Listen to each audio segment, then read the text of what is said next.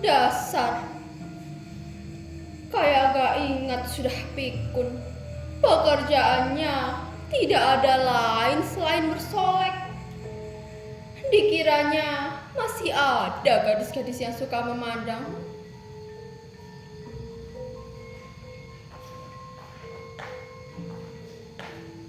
Bagaimana kalau aku pakai kopiah ini? Astaga, tuan rumah mau pesiar kemana menjelang malam begini? Tidak kemana-mana, cuma ingin baca koran sambil duduk-duduk santai saja. Mengapa membaca Quran mesti pakai kopiah segala? Ya, biar komplit kan Bu. Ya, itu kan dulu. Waktu kau jadi juru tulis 40 tahun lampau. Tapi sekarang kopiah hanya bernilai tambah penghangat belaka.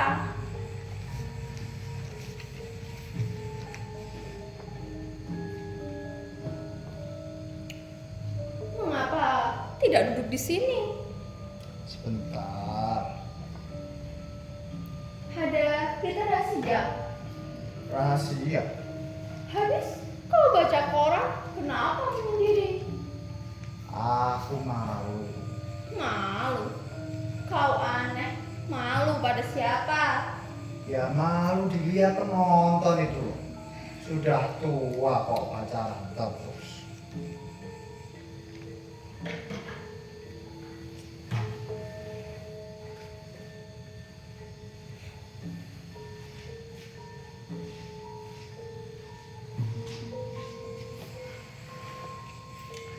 Lah, apa-apaan ini, Bu? Kukira justru Jangan aneh-aneh, Bu. agar orang-orang tetap tahu aku ini milikmu. Iya, orang-orang tahu kau milikku. Lantas, siapa kira kita sudah cerai? Wanita, bagaimanapun sudah tua, aku ini wanita. Dunia wanita yang hidup dalam angan-angan, takut kehilangan, tapi menuntut kenyataan-kenyataan. Bagus. Apa maksudmu? Ya, tindakanmu tadi itu terpuji namanya. Apa sih maksudmu, Pak? Ya, kamu berani mengaku dosa di depan orang banyak.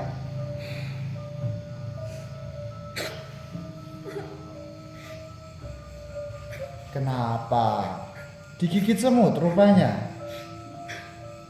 Sudah, kenapa? Kau memperolok-olokku di depan orang banyak begini. Siapa aku ini? Istrimu bukan? Kalau aku dapat malu, kan kau juga yang ikut malu, toh?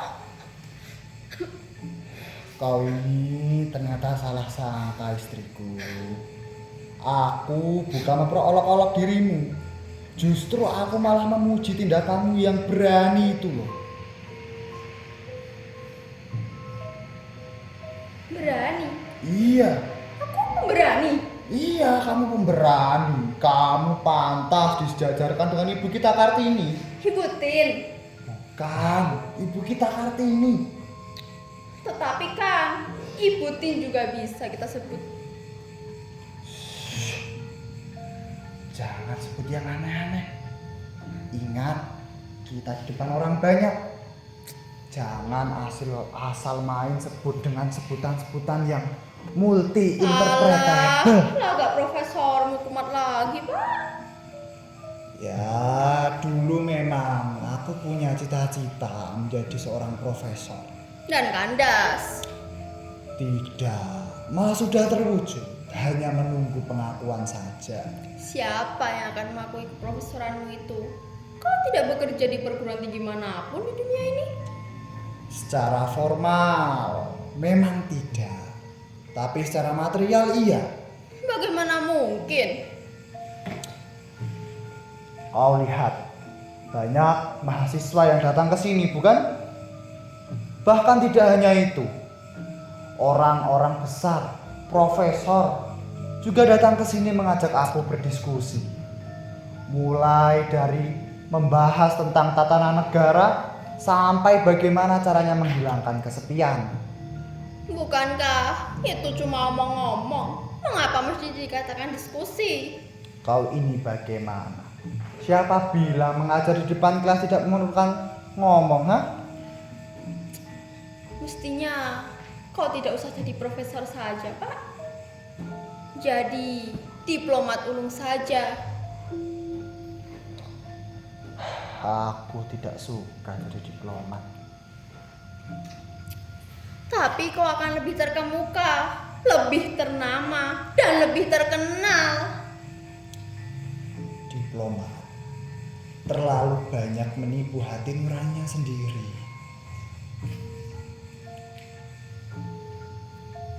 Kenapa? Kau tidak suka aku jadi profesor? Kau ingin aku jadi diplomat? Baik, untuk menyelamatkan perkawinan kita, aku akan jadi diplomat sekarang juga. Di mana posku? Di negara-negara barat? Negara-negara timur? Eropa? Atau PBB? Ya, PBB saja. Tapi itu lebih terhormat. Siapa tahu kau akan jadi ketua sidang, lantas kelak jadi sekretaris jenderal. Kurang besar kedudukan itu. Atau jadi diplomat surgawi saja.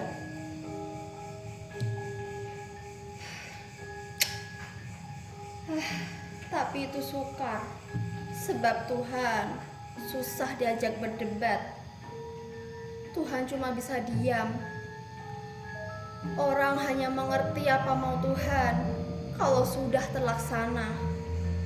Sedang rencana-rencana selanjutnya masih gelap, bukan?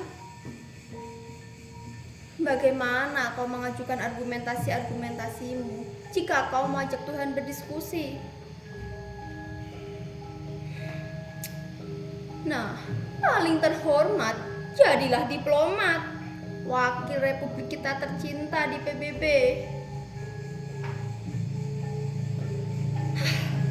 Aku sungguh tidak mengerti cita-citamu itu, Pak. Aku ingin jadi diplomat kolong jembatan saja. Gila, itu pekerjaan gila. Banyak diplomat-diplomat yang dikirimkan ke pos-pos di dunia ini. Tetapi tidak ada diplomat yang dikirimkan ke kolong jembatan. Ini tidak adil.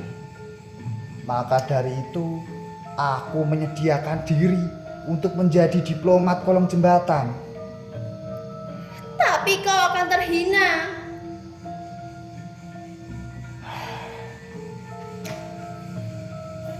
Seorang diplomat dimanapun ditempatkan sama-sama terhinanya, sama-sama terhormatnya.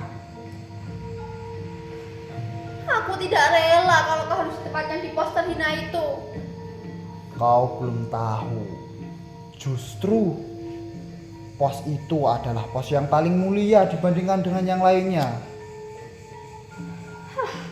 Kau sudah tidak waras. Diplomat hakikatnya adalah seseorang yang pandai berbicara, pandai membujuk, pandai merayu. Orang-orang di kolong jembatan itu perlu untuk dibujuk, perlu untuk dimotivasi supaya tumbuh semangat dalam hidupnya. Tidak hanya diusir, dihalau kalau ada orang besar lewat saja. Ini tidak bisa dibiarkan. Untuk mengatasi kekerasan itu, maka perlu adanya diplomat kolong jembatan.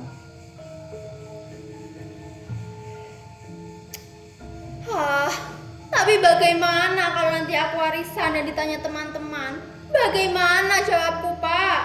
Coba bayangkan, bayangkan. Istriku, aku paham bagaimana nantinya kau akan turun gengsi saat kau ditanya oleh teman-temanmu apa pekerjaanku. Tapi kau cukup untuk menjawab diplomat, titik. Beres kan?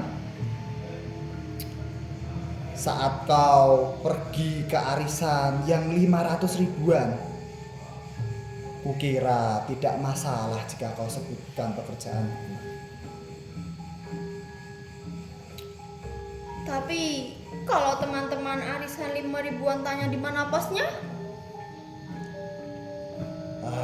Kau jawab diplomat sosial. Masa ada diplomat sosial? Kau ini bagaimana? Kan ada diplomat macam-macam. Diplomat pingpong, diplomat SPP, diplomat sosial tentu juga ada.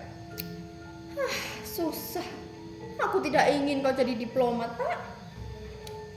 Aku terlanjur jatuh cinta dengan pekerjaan ini.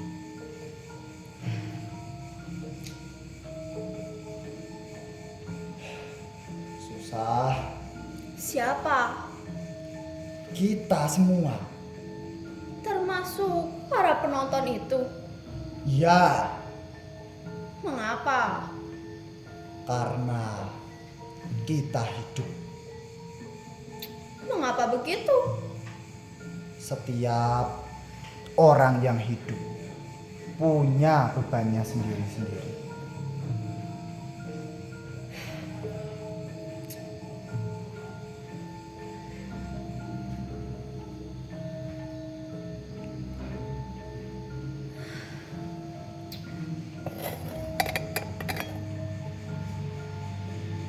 Seorang diplomat harus tahu aturan. Apa maksudmu? Makan, minum, tidak boleh sambil berdiri.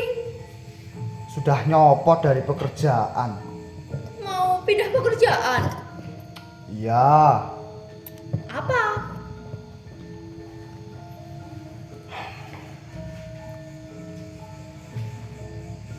aku ingin jadi teknokrat. Gila.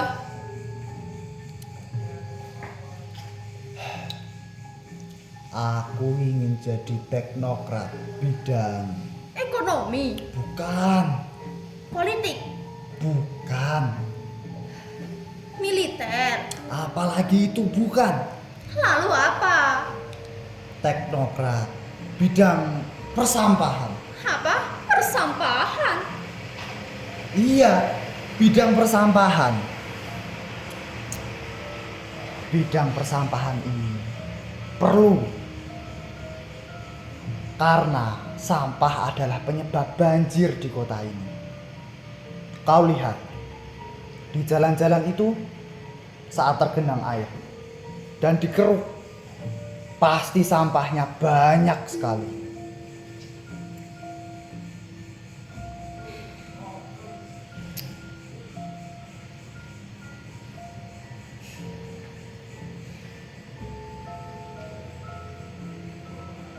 Tapi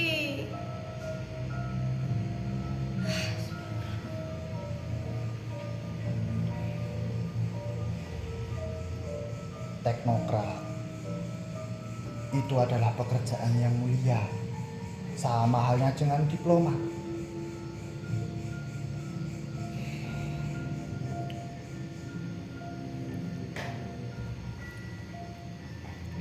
mengapa kita berpikir yang bukan-bukan? Karena kita sudah tidak bisa melihat kenyataan-kenyataan. Mengapa?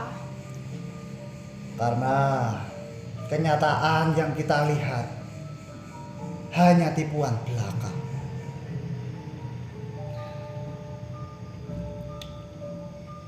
Makin pusing aku mendengarkan bicaramu. Hidup di dunia ini diwarnai dengan hal-hal yang belum tentu kita pahami.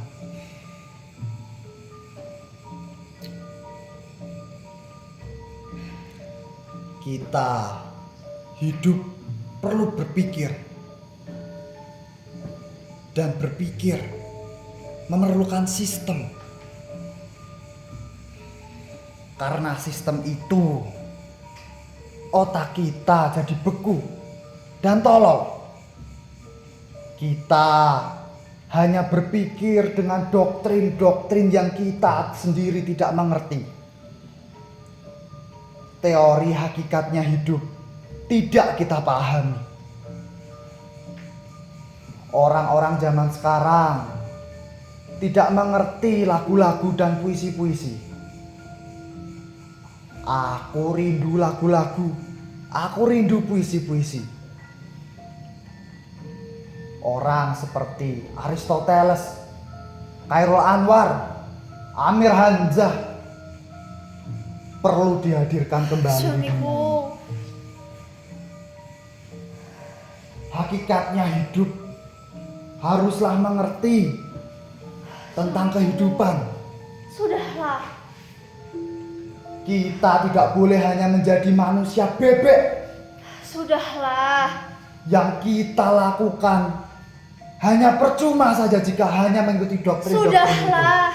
Nanti penyakitnya pasmu kumat lagi kalau kau terlalu semangat begitu. Kita harus bisa tumbuhkan kekreativitasan. Bukan dengan konsep-konsep, tetapi dengan merangsangnya supaya tumbuh motivasi dalam diri kita. Tidak hanya menjadi manusia yang meniru.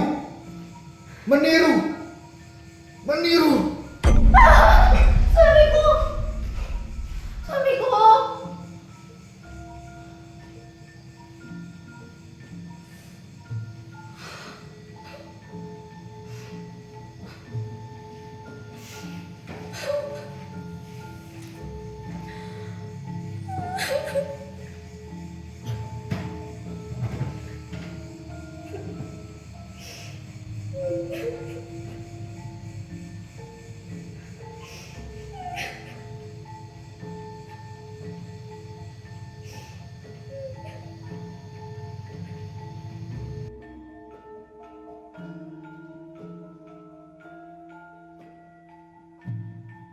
Kenapa kau menangisi diriku? Tangisilah dirimu sendiri. Kau masih hidup. Aku tidak begitu yakin. Selama aku masih mengikuti doktrin-doktrin itu.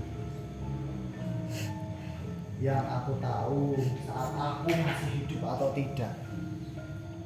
Saat aku tidak mengikuti doktrin-doktrin itu dan menghayati hidupku sendiri. Tetapi kau berbicara. Kau bernapas. Bukan itu kehidupan.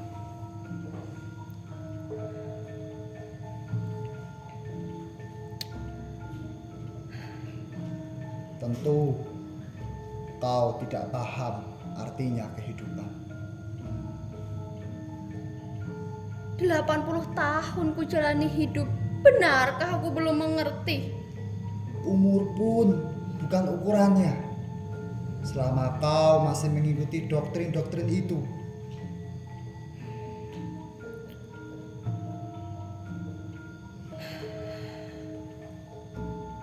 Lantas, bagaimana seharusnya sayangku? Renungkanlah dan sudahi itu menangis. Nanti saja, kalau sudah tak ada orang banyak.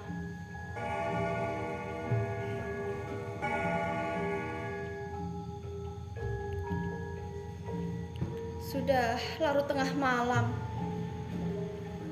Ya, dan ambang fajar akan segera tiba. Dan kita akan menjadi segar kembali. Dan tambah tua.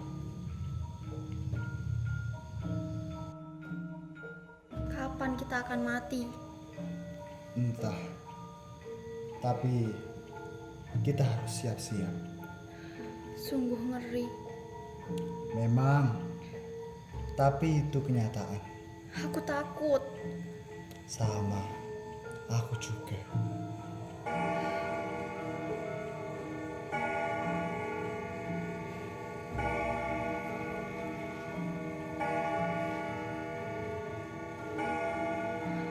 Dua 12 kali. Ini tidak mungkin. Apa aku salah mendengar? Tidak, kau tidak salah dengar. Tapi ini di luar kebiasaan. Tadi sudah berbunyi 12 kali. Mestinya bunyi lagi 1 kali. Begitu kan? Duduk dulu.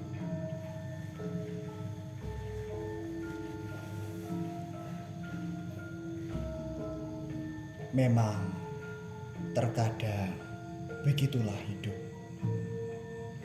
Konsep-konsep, pasangan-pasangan tidak selalu cocok. Bagaimana cara kita mengerti?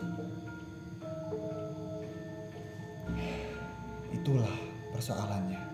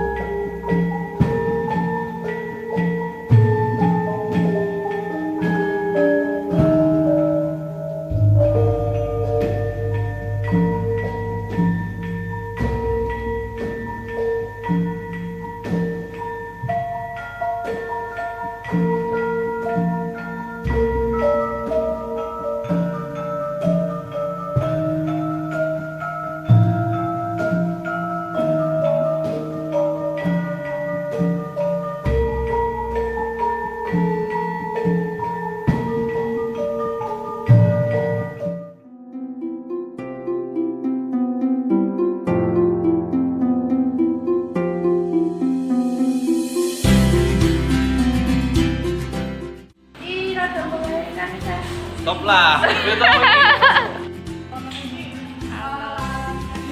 Kali ini lagi persiapan lighting dan lain-lainnya.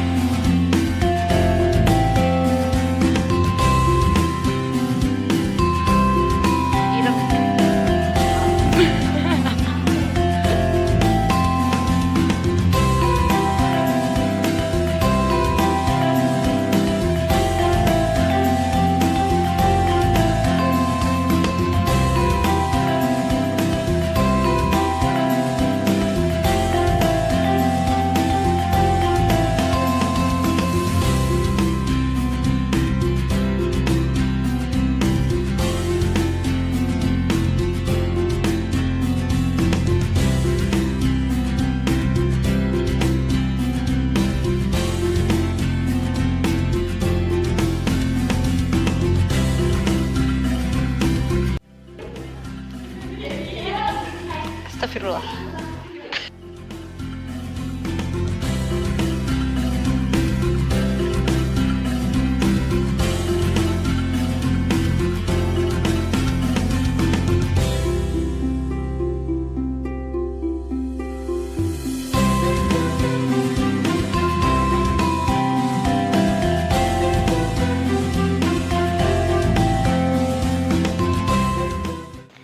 Bagaimana? Mantap.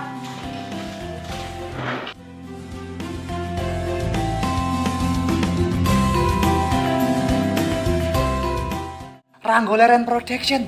Sat masih.